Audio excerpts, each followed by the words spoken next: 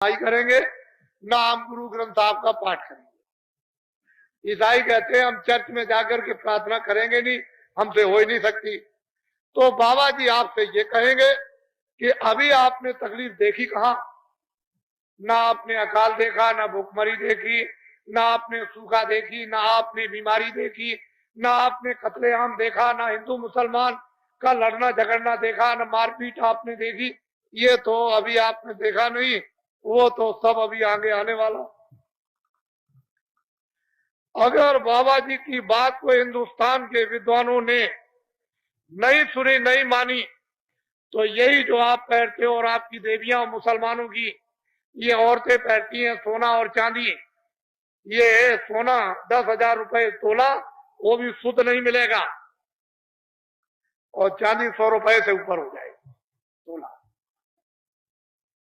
तो आप एक तनाई में बैठ करके सोचना, जो असली चीज है, असली धात है, कोई कागज तो धात नहीं है, वो अगर इतना महंगा हो जाएगा तो देश का क्या होगा? आपको तो नहीं मालूम। इसलिए मैं प्रार्थना करता हूं, मेहनत करता हूं और आपसे अनुरोध करता हूं कि खेती करो, दुकान करो, दफ्तर के काम करो, ईमानदारी मेहनत के साथ। ईमानदारी मेहनत की जरूरत सब जगह, घर में भी है, पूजा में भी है, समाज में भी है, दफ्तर में भी है, खेती में भी है, कहीं भी जाओ ईमानदारी मेहनत की जरूरत सब जगह पड़ेगी। और ईमानदारी मेहनत नहीं तो 2 मिनट घर नहीं चलेगा, 2 मिनट भी पति और पत्नी नहीं रह सकते। तो जो जिसमें कोई तर्क नहीं, जिसमें कोई संदेह सुबह नहीं, उस बात को आपको जम से पकड़ना है। वो हमारी इंसानियत हो, हमारी मानवता है। ईमानदारी मेहनत, शरीर पोषण, शरीर हिफाजत के, जिस्मानी हिफाजत के लिए वो आप खेती दुकान और दफ्तर का काम ईमानदारी मेहनत से, और बाल बच्चों की राजी खुशी की खिदमत और सेवा, आए गए की मेहमानदारी, सत्कार, ये आप जिस्म से, मनुष्य शरीर से करो, ये मानव धर्म, ये है आपका मानव। इससे आप सत्य बोलोगे, दया रहेगी, इससे प्रेम रहेगी, इससे आदर रहेगा, इससे संस्कार रहेगा, और इसी चीजों से चरित्र रहता है, बुद्धि में विवेक रहता है। काम, क्रोध, रोम, मोह, अहंकार को आप अपने वशीभूत कंट्रोल में वो रख सकते हो, और ईमानदारी मेहनत चली गई, तुम खत्म, तुम्हारी समाज खत्म, तुम्हारा धर्म खत्म, तुम्हारी जाति खत्म, इंसानियत खत्म, मानवता खत्म, सारा राज खत्म, सब खत्म हो जाए। इसको आप ध्यान में रखें। तो हम 2 चीज देना चाहते हैं।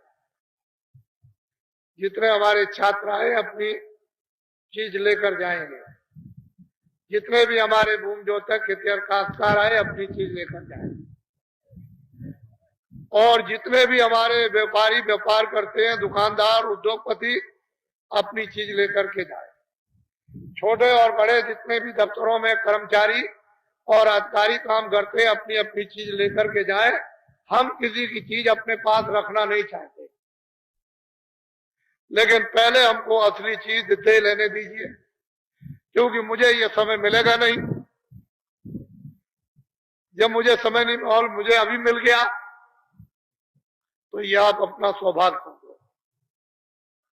मैं ये जानता हूं कि आपको लेना नहीं आता, और दे दिया जाए तो रखना भी नहीं आता, ये मुझको मालूम है, ये हम सब जानते हैं। लेकिन मेरे पास समय नहीं है, और उसकी मेहरबानी, उसकी कृपा, उसका आदेश, उसका हुक्म हो रहा है कि तुम हीरा बांट दो, अनमोल संपत्ति बांट दो, आत्माओं का धन, रूहों का खजाना बांट दो। तो मैं उसके हुक्म की, मुझे तो तामील करनी है, अधूरी तो करनी है, आदेश का पालन करना।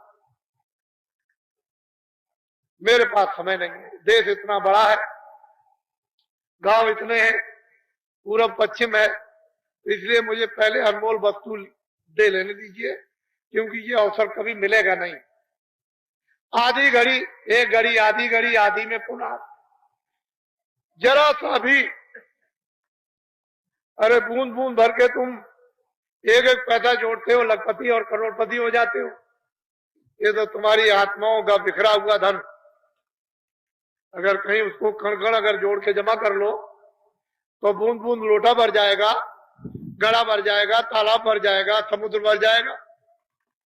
अरे मानव शरीर तो इसीलिए मिला था कि अब की बार अनंतों जन्मों के बाद कितने सज्जु, कितने त्रेता, कितने द्वापर, कितने कलयुग बीत गए, ये मनुष्य शरीर से हाथ धो बैठे।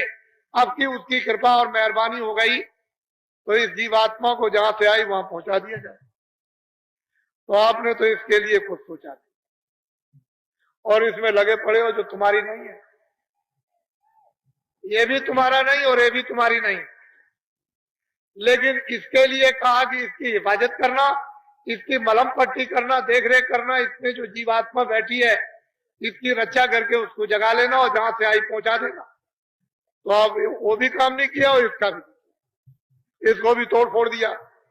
जब उसने इसको दिया था तो शुद्ध, साफ, पाक, निर्मल, न मन गंदा, न बुद्धि गंदी, न चित्त गंदा, न इंद्रिया गंदी, न दिल न गंदा, न दिमाग गंदा, न आत्मा गंदी, न रूह गंदी, पाक साफ।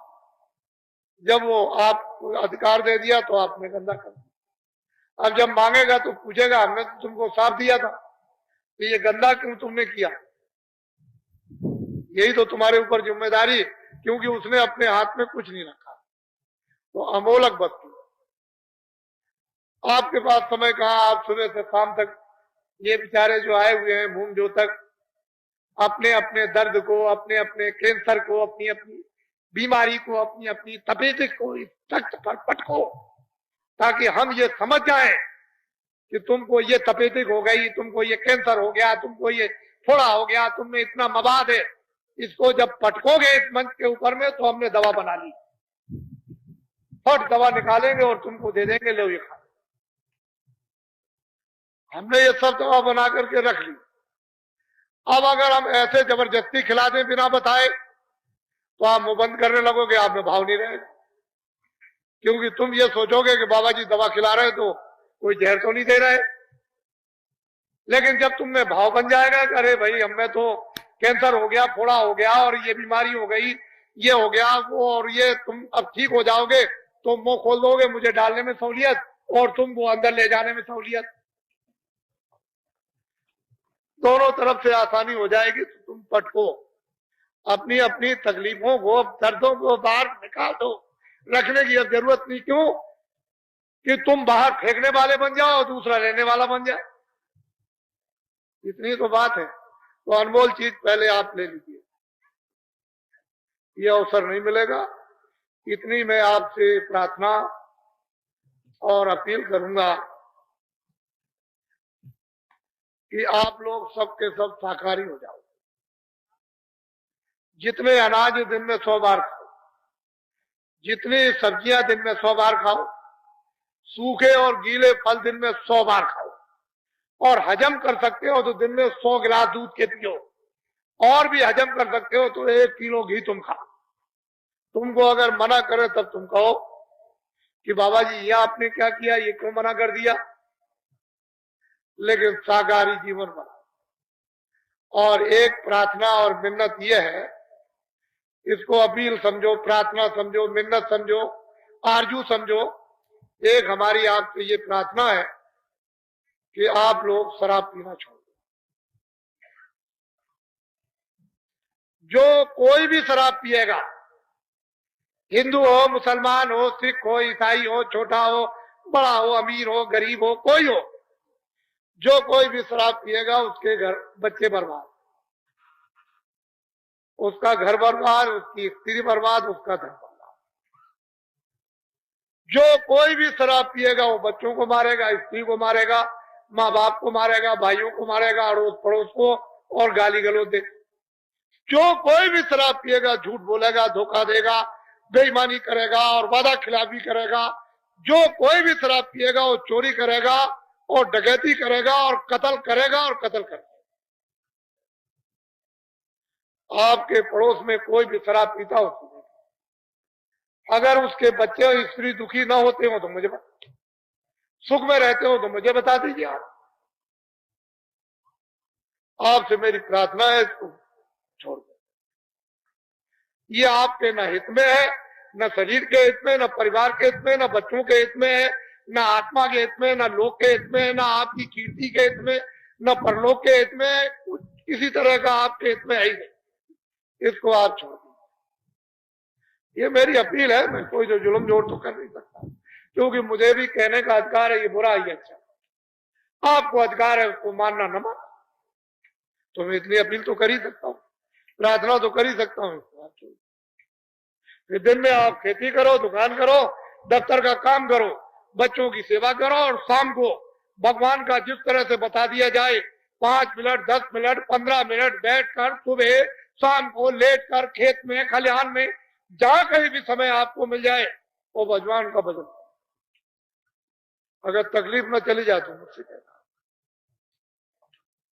लेकिन कहोगे कि मैं ये काम नहीं करूंगा तो शास्त्रों का निचोड़, धर्म पुस्तकों का निचोड़, मजहब किताबों का निचोड़, कि जीवन के कष्ट, कलेश, दुख, शोक, संताप, लड़ाई झगड़ा बिना हरि भजन के नहीं जाती, वो जा ही नहीं सकती। और ये कहो कि खाली पेट भरने के लिए चिल्ला रहे हो, तो तुमसे अच्छे जानवर हैं, तुमसे अच्छे पंछी हैं, उनकी किस्मत में, उनकी प्रारब्ध में वो भोजन रखा हुआ है जो उड़कर जाते हैं और पेड़ों पर बैठकर, मैदान में बैठकर के चर लेते हैं और पेट भर लेते हैं। और तुमको ये पंचभौतिक मनुष्य शरीर दिया और बुद्धि दी है, और तुमने अपनी प्रारब्ध को ठोकर मार दी, किस्मत को खो दिया। तुमने भगवान पर, खुदा पर यकीन, विश्वास किया ही नहीं कि मेरी प्रारब्ध में सब कुछ रखा है, मेरी स्वास्थ्य पर मुझको मिलेगा इस शरीर की रक्षा के लिए, तो उसको तो आपने प्रारब्ध को गड्ढे में डाल दिया। नया काम कोई करते नहीं हो, प्रारब्ध तो ठोकर लगा रहे हो, गड्ढे में डाल दिया। अब रोते और चिल्लाते हो, तो तुम ये समझो कि भगवान ने हमको जो प्रारब्ध दी है वो देगा, शरीर की रक्षा के लिए खाना भी देगा, पानी भी देगा, कपड़े भी देगा, सब कुछ देगा। अब आप कोई नया काम अच्छा करो, जो किया है तुमने बुरा उसको छोड़। थोड़ा समय बचा है, ये भी हाथ से जाने वाला, और ये लौट के फिर आपको मिलेगा नहीं। मनुष्य शरीर मिलेगा जो इस गांव से चले गए, वो कभी भी इस गांव में आए नहीं कि मैं आ गया। तुम रोज देखते हो कि बच्चा जब घर में पैदा होता है तो आज तक राजा के यहाँ, धनी मानी के यहाँ और किसी भी काश्तकार के यहाँ बच्चा हंसता हुआ तो कभी पैदा हुआ नहीं। जितने भी बच्चे पैदा होते हैं सब रोते हैं। क्या तुमने अपनी बुद्धि से सोचा है कुछ लेके आया? कुछ जाति लेकर आया, कुछ भाषा लेकर आया, कुछ पहचान लेकर आया, कुछ सुनना लेकर आया, कुछ समझना? खा रो रहा, चिल्ला रहा, काहे में चिल्लाता है? दर्द, पीड़ा में चिल्ला। तुम बड़े नादान और पागल निकल गए कि संसार को समझने की, जड़ चीजों के समझने की तुमको बुद्धि दे दी और फिर चिल्लाने लगे मेरी। वो ऐसा मतलब नादान है कि जाते वक्त में एक मारेगा, पीछे